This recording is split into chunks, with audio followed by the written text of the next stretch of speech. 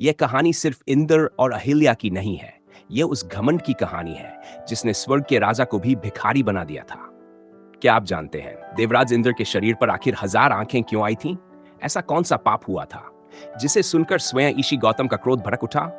एक छल, एक श्राप और फिर ऐसा दंड जिसे देखकर देवता भी कांप उठे थे। लेकिन इस कथा का सबसे बड़ा रहस्य वह नहीं है। सबसे बड़ा रहस्य यह है कि आखिर कैसे एक भयंकर श्राप बाद में वरदान बन गया और क्यों सनातन धर्म आज भी इस कहानी को मनुष्य के अहंकार का सबसे बड़ा उदाहरण मानता है।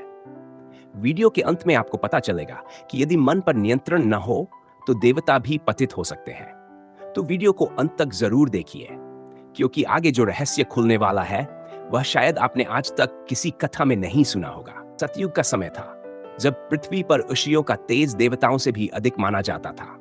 वनों में तपस्या की अग्नि जलती थी, नदियां मंत्रों की ध्वनि से पवित्र होती थी और देवता भी ऋषियों के आश्रम में आने से पहले विनम्र हो जाते थे। उसी समय महर्षि गौतम का नाम तीनों लोकों में प्रसिद्ध था।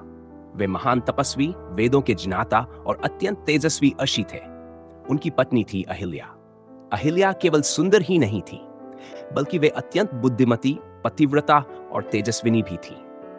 कहा जाता है कि स्वयं ब्रह्मा जी ने अपनी तपशक्ति से अहिल्या की रचना की थी। उनका रूप इतना दिव्य था कि देवता भी उन्हें देखकर चकित रह जाते थे। जब अहिल्या विवाह योग्य हुई, तब अनेक देवताओं और राजाओं ने उन्हें पाने की इच्छा प्रकट की।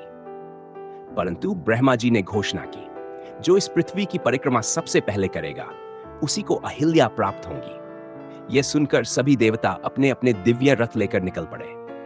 देवराज इंद्र भी अपने ऐरावत हाथी पर बैठकर गर्व से चल पड़े। लेकिन महर्षि गौतम ने अपनी बुद्धि और धर्म का सहारा लिया। उन्होंने कामधेनु गाय की परिक्रमा की और कहा, शास्त्रों में गौ माता को पृथ्वी के समान कहा गया है, अतः गौ की परिक्रमा करना पृथ्वी की परिक्रमा के समान है। ब्रह्मा जी मुस्कुराए और बोले, गौतम, तुमने धर्म और बुद्धि से विजय प्राप्त की है। इस प्रकार अहिल्या का विवाह महर्षि गौतम से हुआ। इंद्र के मन में उत्पन्न हुआ अहंकार और ईर्ष्या। देवराज इंद्र ये देखकर भीतर ही भीतर जलने लगे। उनके मन में विचार आया, मैं स्वर्ग का राजा हूं, मेरे पास वैभव, शक्ति और अमरता है, फिर भी अहिल्या मुझे नहीं मिली। धीरे धीरे यह ईर्ष्या वासना और अहंकार में बदलने लगी। इंद्र के मन का संतुलन बिगड़ गया।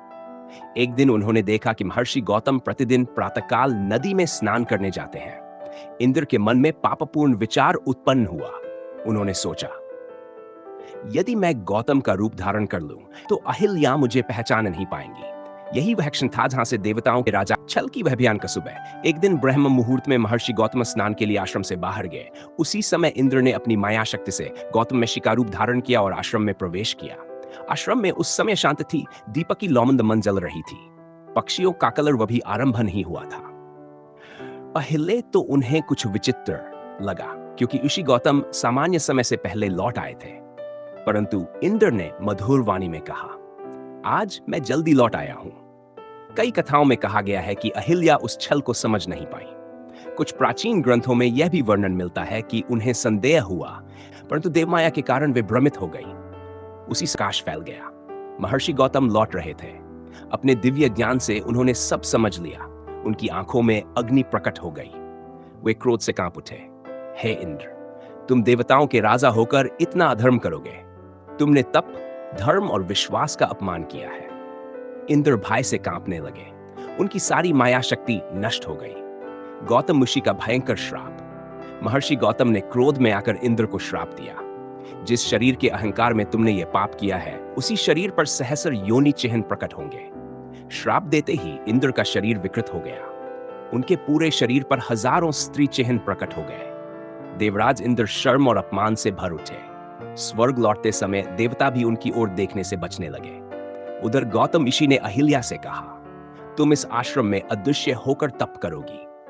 जब त्रेता युग में भगवान श्री राम यहाँ आएंगे, तब उनके चरणों के स्पर्श से तुम्हें मुक्ति मिलेगी। इतना कहकर गौतम हिमालय की ओर चले गए। और यही इस कथा का सबसे बड़ा सत्य है। मनुष्य कितना भी शक्तिशाली क्यों न बन जाए, यदि उसके भीतर अहंकार, वासना और छल जन्म ले तो उसका पतन निश्चित हो जाता है। देवराज इंद्र के पास स्वर्ग का सिंहासन था, असीम शक्ति थी, देवताओं का सम्मान था, लेकिन एक गलत इच्छा ने उन्हें अपमान और श्राप तक पहुंचा दिया। वहीं महर्षि गौतम ने यह दिखाया कि सच्ची शक्ति क्रोध में नहीं, धर्म और संयम में होती है। और अहिल्या की कथा हमें यह सिखाती है कि जीवन में चाहे कितनी भी बड़ी भूल क्यों न हो जाए, यदि पश्चाताप सच्चा हो और मन पवित्र हो जाए तो ईश्वर क्षमा का मार्ग अवश्य खोलते हैं।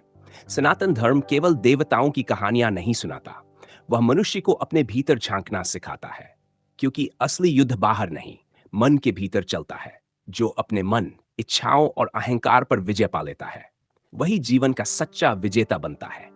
इसलिए याद रखिए, शक्ति से बड़ा संयम होता है, जान से बड़ा चरित्र होता है, और मनुष्य की सबसे बड़ी जीत दूसरों को हराने में नहीं, स्वयं को सुधारने में होती है। जय श्री राम, जय सनातन धर्म।